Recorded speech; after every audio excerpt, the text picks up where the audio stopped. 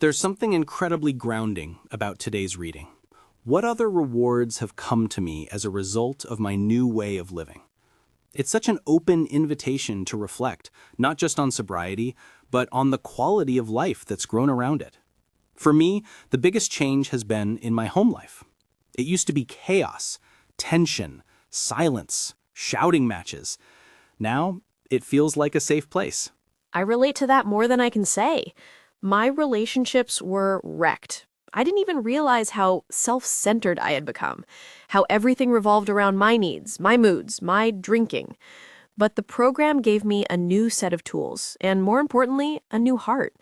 I learned how to listen, how to apologize, how to be present instead of hiding in the bottle. The line that really hit me was, "My home is a home again." That one sentence is so full of meaning. For years, my house was just a place where I existed, not a home. There was no warmth, no connection, but recovery helped me build something different, somewhere love could return. And it's not just about romance or partnerships either. It's about all relationships, family, friends, even coworkers.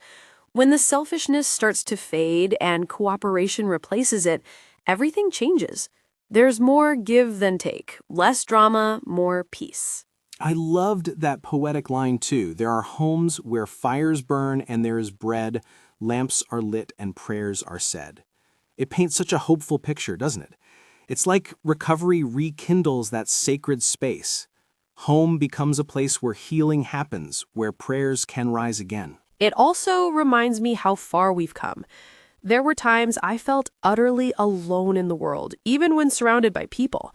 But now, with God back at the center, with AA as a compass, it's different.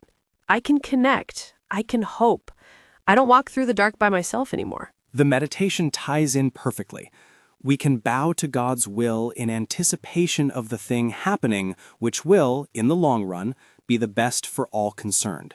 That's a tough one sometimes, especially when things feel uncertain or painful, but I've learned that God's view is so much wider than mine. Totally.